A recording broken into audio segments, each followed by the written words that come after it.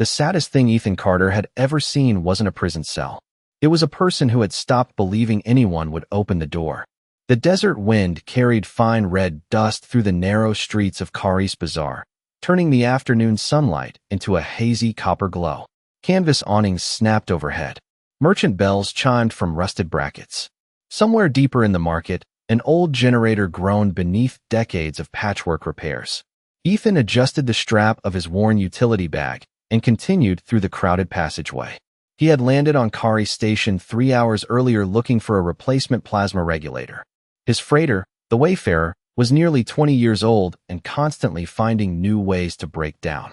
Most days, keeping it flying felt less like engineering and more like bargaining with a stubborn machine that had already decided to retire. The bazaar stretched for nearly half a mile beneath a lattice of steel beams and faded solar cloth. Traders shouted prices in half a dozen languages. Bright banners fluttered above stalls overflowing with scrap electronics, polished crystals, machine parts, and strange foods from worlds Ethan couldn't pronounce. Normally, he enjoyed places like this. Every market told a story. Every merchant had one. But something felt different today. It started as a sound. Not a scream. Not a cry for help. Just the faint scrape of metal against stone. Slow. Rhythmic. Almost lost beneath the noise of the crowd. Ethan frowned. He followed the sound through a side corridor lined with abandoned storefronts. The farther he walked, the quieter the market became. The laughter faded. The bargaining disappeared. Even the wind seemed hesitant to enter this forgotten corner of the station. Then he saw it. A small gathering of spectators stood near an old sandstone wall stained by years of dust storms. Some watched with amusement. Others barely looked at all. Ethan stepped closer. At first he noticed the sign. A simple rectangular board hanging from a chain. The paint was chipped and faded. The words were written in galactic standard. Nobody will buy her. For a moment, Ethan thought it was some kind of joke. Then he saw the girl sitting beneath it. She couldn't have been much older than 20, maybe younger. Her skin carried a soft blue hue beneath the layer of dust covering her face and clothes. Long silver hair spilled over her shoulders, tangled by wind and neglect. A restraint field shimmered faintly around the platform where she sat. Not strong enough to hurt her, just enough to keep her from leaving. She stared at the ground, motionless, silent, as though she had been sitting there for days, maybe weeks. A merchant nearby noticed Ethan looking. The alien male chuckled and folded his arms. "Go ahead," he said. Everyone else already looked. A few people laughed. Ethan ignored them. His attention stayed on the girl. She never lifted her eyes. Never reacted. The merchant shook his head. No skills. No connections. No family. No value. More laughter followed. Ethan glanced at the sign again. Nobody will buy her. Something about those words felt wrong. Not because they were cruel. Because they sounded final. Like a verdict. Like someone had decided her entire worth could fit on a piece of painted metal. A gust of wind swept through the alley. Dust swirled around the platform. The girl finally moved. Barely. Just enough to pull her hands closer against the cold breeze. The motion was small. Human. Fragile. Ethan felt a strange tightening in his chest. The merchant noticed his expression. "Trust me," he said with a dismissive wave. "She's not worth your time." Ethan looked at the girl for another long moment. Then, for the first time since entering the alley, she slowly raised her eyes. Violet. Tired. Empty. And somewhere deep inside them, buried beneath exhaustion and resignation, he caught a glimpse of something far more unsettling than fear. She looked like someone who had already accepted that nobody was coming. The crowd eventually lost interest. One by one, the spectators drifted back toward the louder sections of the bazaar where merchants promised fortunes, bargains, and miracles they could never deliver. Dust rolled through the alley in thin waves, settling over old crates and rusted signs. Ethan remained where he was. The merchant watched him with growing amusement. "You are still here," he said. "Most people leave after a minute." Ethan slipped his hands into the pockets of his weathered jacket. "Maybe I am slower than most people." The merchant laughed. "Or maybe you are curious." He leaned against a stall piled with unused machine components. Everyone gets curious. Then they hear the story. Ethan glanced toward the girl. She had lowered her eyes again. The expression on her face had not changed. "What story?" The merchant shrugged. "Depends on who you ask. Some say she is cursed. Some say she brings bad luck. Others say she is simply broken. Ethan frowned. Broken? That is the word people like to use. The merchant picked up a metal part and examined it under the sunlight. A thing that does not work. A thing nobody wants. The casual way he said it bothered Ethan more than the words themselves. He had spent half his life repairing things. Engines, navigation systems, cargo loaders, machines people had already given up on. He knew what broken looked like. The girl sitting quietly beneath a layer of dust did not look broken. She looked tired. There was a difference. What is her name? Ethan asked. The merchant blinked. Her name? Yes. Why would I know? Ethan stared at him. The merchant shrugged again. The traders before me probably knew. Maybe the ones before them. I only acquired responsibility for her 6 months ago. Responsibility. Ethan almost laughed at the choice of words. The merchant sounded like he was talking about a forgotten storage container. A transport drone rolled past the alley entrance carrying stacked crates. Its electric motors hummed softly before disappearing into the crowd. The noise faded. Silence returned. Ethan looked back toward the platform. 6 months. Long enough. Nobody asked. The merchant smirked. You are the first. For the first time, the girl reacted. Not much. Just the slightest tightening of her shoulders. Ethan noticed. So did the merchant. Interesting, the merchant said. Usually she ignores everything. Ethan stepped closer to the platform. The restraint field emitted a faint blue glow around its edges. Up close, he could see tiny scratches across the metal floor beneath her feet. Marks left by years of use. Years of people coming and going. Judging. Evaluating. Leaving. The thought sat heavily in his chest. He crouched until he was closer to eye level. The girl remained still. A few strands of silver hair shifted in the breeze. Hey, Ethan said softly. No response. You understand standard? A long pause followed. Then a small nod. Barely noticeable. Ethan felt strangely relieved. Good. His voice stayed calm. Steady. The same tone he used when dealing with frightened passengers during rough flights. My name is Ethan Carter. The violet eyes slowly lifted toward him again. They seemed uncertain, as though trying to understand why the conversation had not already ended. Ethan offered a small smile. Not forced. Not pitying. Just human. What is your name? The question hung in the dusty air between them. The bizarre noise felt miles away now. Even the merchant stopped moving. For several seconds, nothing happened. Then the girl inhaled sharply. Her lips parted. No sound came out. She tried again. The second attempt was little more than a whisper. But Ethan heard it. Lyra. The name was soft. Fragile. Like something hidden for so long it had almost disappeared. Ethan nodded. Nice to meet you, Lyra. The moment the words left his mouth, something changed in her expression. Not hope. Not yet. Hope was too large, too dangerous. But for the first time, the emptiness in her eyes cracked just enough to reveal what had been buried underneath. And Ethan suddenly had the unsettling feeling that this was not the first time someone had tried to erase her. It was simply the first time someone had failed. The merchant recovered first. A short laugh escaped him as he shook his head. Well, that is new. He looked between Ethan and Lyra as though witnessing a strange malfunction in reality itself. Most visitors ask what she can do. You asked who she is. Ethan stood slowly. Dust settled around his boots. Seems more important. Not in a marketplace. Maybe that is the problem. The merchant snorted and reached for a handheld scanner resting on the counter beside him. You really are not from around here. Ethan glanced toward Lyra. She had lowered her eyes again, but something was different now. The hollow stillness that had surrounded her seemed less complete. Like a room where someone had finally opened a window after years of stale air. The merchant activated the scanner. A holographic display flickered above the device. Numbers scrolled across the screen. Ownership records. Transfer permits. Registration codes. Ethan barely paid attention. His thoughts remained fixed on the girl sitting behind the restraint field. How long has she been here, he asked. The merchant studied the display. At this location? 6 months. Before that? Who knows? He waved dismissively. Records disappear. Owners change. Stations close. People stop asking questions.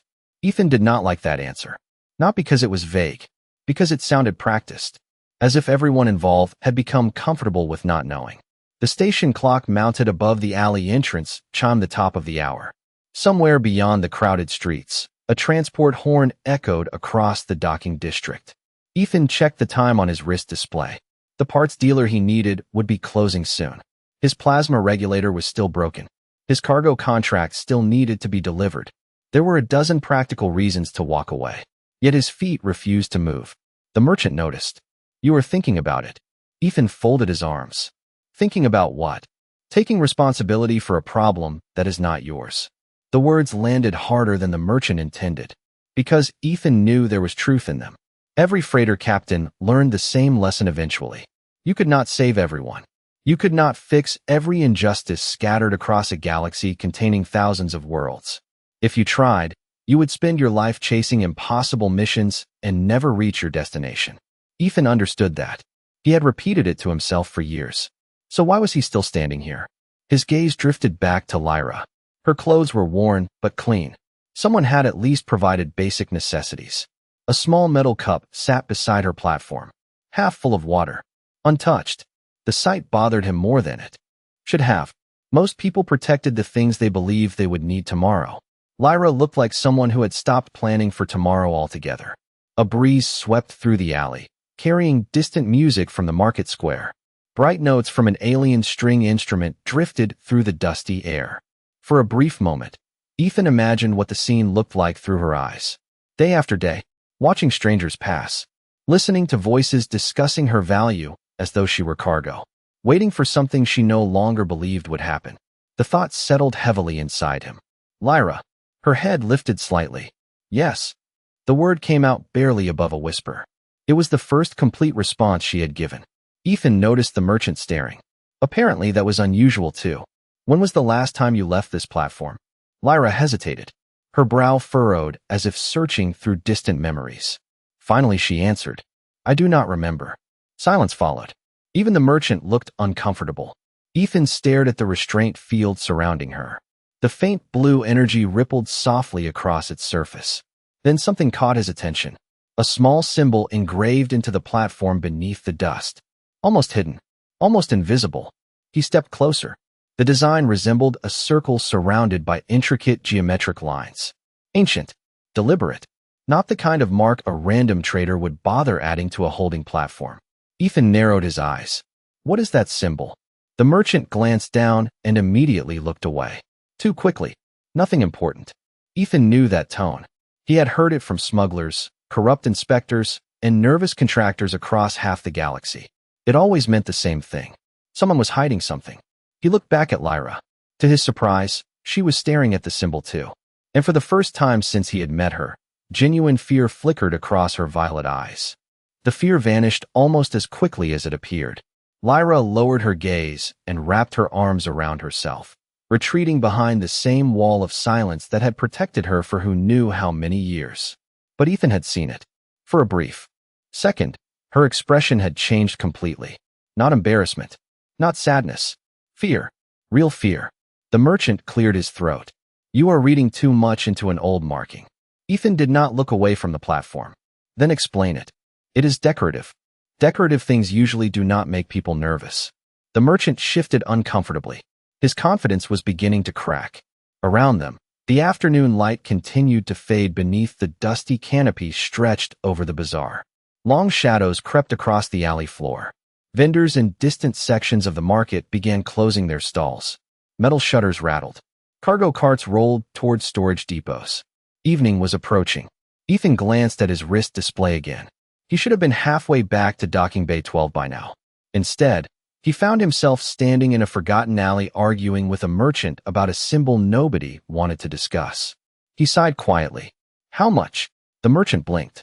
What? How much for her release? For a moment, the older alien simply stared. Then a slow smile spread across his face. Ah, there it is. Ethan frowned. What? The part where you decide to be a hero. I am not trying to be a hero. No. The merchant folded his arms. Then why are you still here? Ethan opened his mouth to answer. No words came, because he was not entirely sure himself. Maybe it was the sign. Maybe it was the way nobody seemed interested in knowing her name. Or maybe it was the look in her eyes when he had asked it. Whatever the reason, leaving suddenly felt harder than staying. The merchant activated his scanner again. Numbers flashed across the display. Processing fees, registration transfers, station permits. He pretended to calculate. 20,000 credits. Ethan laughed. You are joking. Not at all. You just spent an hour telling me she has no value. To most people. The merchant grinned. Clearly she has value to you. Ethan shook his head. That is not how value works. It is exactly how value works. For several seconds neither spoke. A cooling unit somewhere overhead hummed softly. Dust drifted through a shaft of golden sunlight. Finally Ethan exhaled. You do not actually want to sell her. The smile disappeared. What makes you think that? Ethan nodded toward the platform. Because if you did, she would have been gone a long time ago. The merchant said nothing. And that silence told Ethan everything he needed to know. This was never about profit. Something else was happening here. Something tied to the symbol. Something tied to the fear he had seen in Lyra's eyes. The realization settled heavily in his mind. Before he could press further, a sudden electronic chime echoed through the alley. Everyone froze.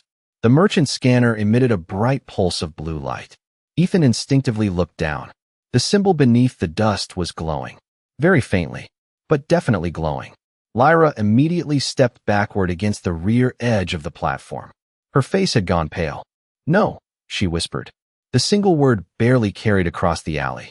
Ethan turned toward her. Lyra. She was no longer looking at him. Her eyes were fixed on the glowing symbol. It should not be active, she said. Her voice trembled. It has never activated before. The merchant's expression had completely changed. The amusement was gone. In its place was something much closer to alarm. He checked the scanner screen. Once. Then again. His hands began to shake. Ethan caught a glimpse of the display before the merchant lowered it. Most of the information appeared in a language he did not recognize. But one line had translated automatically into standard. Access key detected. The words hung in the air like an unanswered question. Ethan looked from the scanner to the symbol and finally back to Lyra.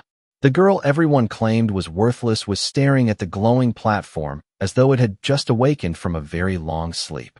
For several seconds nobody moved.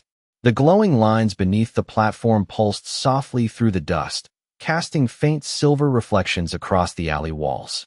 The sound reminded Ethan of an old reactor coming online after years of silence. Slow, steady, patient.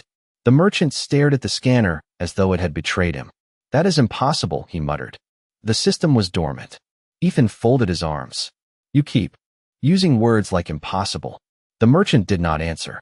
His attention remained fixed on the display. More symbols appeared across the screen, scrolling too quickly to read. Several warning indicators flashed amber before disappearing. Lyra seemed even more unsettled. She had retreated to the back edge of the platform, her silver hair shifting gently in the breeze flowing through the alley. Ethan noticed something strange. The fear was still there, but it was competing with something else. Recognition. You know what this is, he said quietly.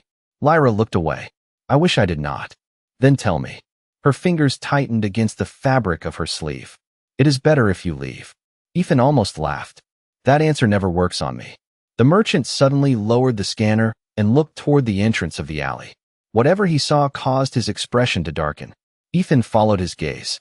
Several figures had appeared at the far end of the corridor. They wore dark travel coats marked with identical silver insignias near their collars. None of them seemed interested in the market stalls around them. Their attention was focused entirely on the alley. On the platform. On Lyra. The atmosphere changed immediately. The few remaining bystanders quietly disappeared. Nearby vendors lowered shutters. Conversations ended. Even the distant music from the marketplace seemed to fade beneath the growing tension. Friends of yours? Ethan asked. The merchant swallowed hard. No, then why do you look terrified? The merchant did not answer. The approaching figures stopped about 30 feet away. One stepped forward. A tall woman with pale gray skin and calm, unreadable eyes. She studied Lyra for a long moment before speaking. We received an activation signal. Her voice was smooth and professional. Please step away from the asset. Ethan hated that word instantly. Asset. Not person. Not citizen. Not Lyra. Asset. The woman continued. This matter falls under restricted jurisdiction. Ethan glanced toward Lyra. She looked as though all the color had drained from her face. Do you know them? He asked. A long silence followed. Finally, she nodded once. Very slightly. The answer sent an uncomfortable chill through him. The woman took another step forward. There is no need for concern. We are simply here to verify identification. Ethan looked back at the glowing symbol. Identification for what? That information is classified. Convenient. The woman ignored him. Her eyes remained fixed on Lyra. Please come with us. Something happened then that Ethan did not expect.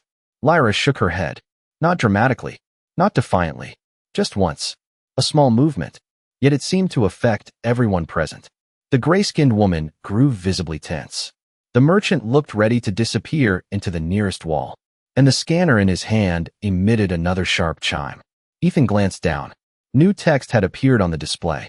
This time the translation rendered clearly. Primary access holder confirmed. Authorization level, unknown. Ethan stared at the words.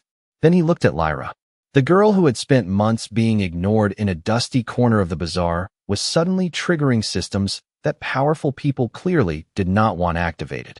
And judging by the expression on the faces around him, whatever secret she carried was far bigger than anyone had admitted.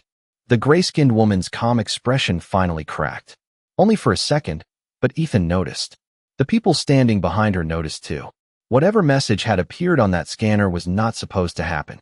The glowing symbol beneath the platform continued its steady pulse, each wave of light spreading through the ancient pattern hidden beneath years of dust. Lyra stared at it, as though she were looking at a ghost. You knew this could happen, Ethan said quietly. She swallowed. No, her voice was barely audible. I knew it existed. That is all. The woman took another measured step forward. Lyra Valus. Hearing the name spoken aloud seemed to affect everyone present. The merchant lowered his eyes immediately. Several of the uniformed figures exchanged uneasy glances. Ethan felt the shift, but did not understand it. You recognize that name? He asked. The woman ignored him. Her attention remained fixed on Lyra. You have avoided identification for many years. We did not expect the system to locate you here. Lyra laughed softly. It was not a happy sound. Neither did I. The alley fell silent. Dust drifted through the fading evening light. Above them, old station lamps flickered on one by one, casting pale gold reflections across the stone walls. Ethan noticed that Lyra looked exhausted. Not physically, emotionally, like someone carrying a burden so long they had forgotten what it felt like to set it down. Somebody explain what is happening, he said. The woman hesitated. Certain information remains restricted. Ethan sighed. Of course it does. For the first time, Lyra looked directly at him. The violet color of her eyes seemed brighter beneath the station lights. You should leave. Ethan almost smiled. You already tried that. I mean it. Her voice trembled. This is bigger than you think. Usually is. People disappear over things like this. Ethan studied her expression. There was no manipulation there. No strategy. She genuinely believed she was protecting him. Somehow that made him even less willing to walk away. The scanner emitted another tone. Everyone looked down. More translated text appeared across the display. Archival network connection established. Searching for authorized successor. The merchant whispered something under his breath. Ethan did not recognize the language. Successor to what? He asked. Nobody answered. Then the platform itself responded. Thin lines of silver light spread outward from the central symbol, tracing patterns across the metal floor. Ancient geometric shapes emerged beneath the dust. Shapes that had been hidden for years. Lyra stared at them in disbelief. I remember this, she whispered. What? Ethan asked. Her eyes never left the glowing design. A room. White walls. A ceiling full of stars. She pressed a hand against her forehead. I was small. Someone was teaching me these symbols. Memories seemed to surface with every pulse of light. Fragmented. Incomplete. Yet undeniably real. The gray-skinned woman looked alarmed now. This should not be happening. Why? Ethan asked. Because those records were erased. The answer hung in the air. Erased. Not lost. Not forgotten. Erased. Ethan slowly turned toward Lyra. The pieces were beginning to fit together. Somebody had spent years convincing the galaxy that this young woman was worthless. Somebody had buried her identity beneath layers of silence and neglect. Somebody had wanted her forgotten. Yet an ancient system had just recognized her within seconds. The contradiction was impossible to ignore. The scanner chimed one final time. A new line appeared across the display. This one translated instantly. Legacy holder verified. Primary Stargate access rights confirmed. Every person in the alley froze. Ethan looked at the words, then at Lyra, then back at the words again. The girl who had spent months sitting unnoticed in a forgotten corner of the marketplace was apparently connected to something powerful enough to make governments erase history. And judging by the expressions around him, the real story was only beginning. Nobody spoke for several seconds. The station lights hummed softly overhead, while the glowing symbol beneath the platform continued its slow pulse. Ethan could almost feel the weight of the silence pressing against the alley walls. Legacy holder verified. Primary Stargate access rights confirmed. The words remained frozen on the scanner display like a message from another age. The gray-skinned woman finally recovered. The network should not have revealed that information publicly. Her voice was controlled, but the tension underneath was impossible to miss. Ethan looked at her. Funny. It sounds important. It is beyond important. She immediately regretted saying it. Ethan saw it in her face. The answer had slipped out before she could stop it. Lyra lowered her eyes. I told you to leave. And I told you that answer does not work on me. A faint smile almost appeared on her face before disappearing again. The moment was small, but Ethan noticed it. For the first time since meeting her, she no longer looked completely alone. Somewhere above the station, a deep mechanical vibration rolled through the structure. Every wrist display in the alley lit up simultaneously.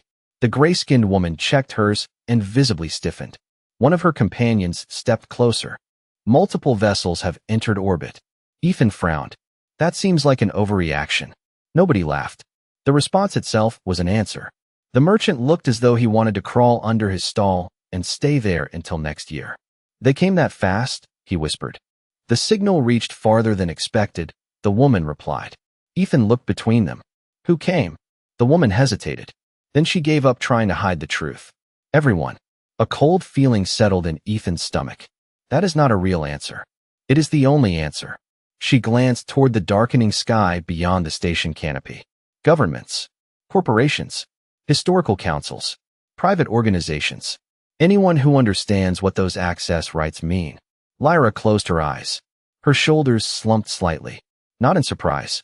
In recognition. As if she had always known this day might eventually arrive. Ethan studied her carefully. You remember something else? She nodded. Pieces. Tell me. Her voice was distant. Long ago there were pathways between worlds. Faster than any modern gate network. Entire civilizations depended on them. The silver light beneath the platform reflected in her violet eyes. Then the pathways vanished. Destroyed? Ethan asked. Hidden. The word lingered in the air. And the people connected to them disappeared too. The gray-skinned woman remained silent, which told Ethan more than any explanation could. Lyra slowly opened her eyes. I think my people were among them. A gust of wind swept through the alley, carrying dust across the glowing symbol. For a brief moment, the ancient design brightened. Not because anyone touched it. Not because a command had been entered. It simply reacted, as though it recognized her presence. Every scanner in the alley chimed again. New data flooded the screens. The woman looked down and immediately went pale. Ethan leaned closer. What now? She swallowed. The network is no longer searching for her. Then what is it doing? The woman stared at the display. It is searching for the others. Lyra's eyes widened. The merchant nearly dropped the scanner. Ethan looked back at the glowing platform. Until that moment, everyone had assumed this story was about one forgotten girl. Suddenly, he realized the galaxy might have been searching for the wrong thing all along. The station alarms began less than 10 minutes later. Not emergency alarms. Arrival alerts. One after another. Docking requests flooded the orbital network so quickly that public traffic channels became unusable. Ethan could hear fragments of transmissions echoing from merchant terminals throughout the bazaar. Government vessels. Research expeditions. Corporate delegations. Everyone seemed to be heading toward Curry's station. The gray-skinned woman lowered her scanner and looked older than she had an hour earlier. They know now. Lyra stared at the glowing platform beneath her feet. They always knew something existed. Knowing and proving are different things. Ethan watched both of them carefully. Then prove it to me. Neither answered immediately. The silver light continued spreading across the ancient symbol, tracing patterns that seemed impossibly precise despite their age. Then something changed. A section near the center brightened. The design shifted. Shapes rearranged themselves into a three-dimensional projection suspended above the platform. The alley filled with pale blue light. Every person present froze. Ethan looked up at the holographic image forming overhead. Stars. Hundreds of them. Perhaps thousands. Connected by glowing pathways stretching across enormous distances. The projection rotated slowly in the air. Entire regions of space appeared linked together through routes that did not exist on any modern navigation chart. That cannot be real, the merchant whispered. The gray-skinned woman did not disagree. Her eyes remained fixed on the projection. It is real. Ethan noticed dozens of markers scattered throughout the map. Most were dark, inactive, but a handful had begun glowing. One of them pulsed directly above Kari's station. Another flashed somewhere far beyond the edge of known space. Then another. Then another. The network was finding something. Or someone. Lyra stared upward with tears gathering in her eyes. Not tears of fear. Recognition. I remember this, she whispered. My mother showed it. To me. Ethan looked at her. Your mother knew about all this? She was trying to protect it. Memories seemed to surface with increasing clarity. She said the gates belonged to everyone. That no single government should control them. The gray-skinned woman slowly closed her eyes. That was the argument. Ethan frowned. What argument? She looked at him. The one that changed the galaxy. Her voice carried the weight of history. When the Stargate civilization collapsed, every major power wanted control of the network. Entire economies depended on those routes. Entire governments rose and fell over the possibility of recovering them. Ethan looked back at the map. Suddenly the pieces fit together. This was never about wealth. Never about royalty. Never even about technology. It was about access. Whoever controlled the gates could reshape civilization itself. Lyra lowered her gaze. That is why they erased us. Silence followed. No one challenged the statement. No one denied it. The absence of argument spoke louder than words. The glowing map continued rotating overhead. Then a new signal appeared. A bright marker ignited near the outer edge of the projection. Unlike the others, this one carried an identifier. The translation appeared automatically across every scanner in the alley. Verified legacy holder detected. Ethan felt the air leave his lungs. Lyra saw it too. The marker was not pointing to her location. It was pointing somewhere else entirely. Somewhere distant. Somewhere alive. For the first time in years, the ancient network had found another survivor. The alley remained silent long after the projection stabilized. Nobody seemed to know what to say. The discovery hanging above them had rewritten decades of accepted history in a matter of minutes. Ethan looked at the distant marker glowing near the edge of the ancient map. Another survivor. Another legacy holder. Another person the galaxy had failed to erase completely. Yet his attention kept returning to Lyra. She was staring upward, her violet eyes reflecting thousands of stars that no longer appeared lost. For the first time since he had met her, the weight in her expression seemed lighter. Not gone, just shared. The gray-skinned woman lowered her scanner. The authority she had carried into the alley had vanished. In its place was uncertainty. Everything changes now, she said quietly. Lyra shook her head. No, everyone looked at her. She took a slow breath. Everything changed long before today. Her voice remained soft, but there was strength inside it now. People just refused to see it. Ethan smiled faintly. That sounded more like the person hidden beneath years of silence. More docking alerts echoed through the station. More ships arriving. More officials rushing toward a discovery that suddenly mattered to the entire galaxy. Yet standing in that forgotten corner of the bazaar, none of it felt important. The glowing map. The governments. The ancient gates. The power everyone suddenly wanted. Ethan glanced toward the old sign still hanging above the platform. Dust covered most of the faded lettering, but the words remained visible. He walked over and lifted it from its chain. The metal creaked softly. Nobody stopped him. Nobody objected. He looked at the sign for several seconds before setting it gently against the wall. Then he turned toward Lyra. What happens now? She followed his gaze to the projection overhead. I do not know. It was the most honest answer she could have given. Ethan nodded. Good. She blinked. Good. Means you get to choose. The words seemed to surprise her more than the hologram had. Choose. Such a simple word. Yet judging by her expression, it had been a long time since anyone offered her that opportunity. The station lights brightened as night settled over Karis. Merchants cautiously reopened nearby stalls. Curious onlookers began gathering at the edges of the alley. News traveled quickly. Legends traveled faster. Somewhere beyond the station hull, dozens of powerful people were preparing plans for the future. But none of them were standing here. None of them had asked her name. Lyra looked down at her hands, then toward the old sign leaning against the wall, then finally at Ethan. "Why did you stay?" she asked. The question caught him off guard. He considered several answers before settling on the truth. Because everybody else left. For a moment, neither spoke. The ancient map continued, turning slowly above them. New stars appearing. New connections awakening. New possibilities spreading across the darkness. Lyra smiled. Small. Genuine. The first real smile Ethan had seen from her. And somehow it felt more important than all the secrets the galaxy had just uncovered. Hours later, long after officials began arriving and history started rewriting itself, one detail remained unchanged. The old sign still rested against the wall of the forgotten alley. Nobody bothered picking it up. Nobody needed it anymore. Because the greatest mistake the galaxy had ever made was believing a person's worth could be measured by what others were willing to pay.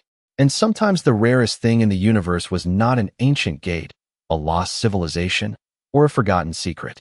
Sometimes it was simply someone who looked at another person and saw value before everyone else did.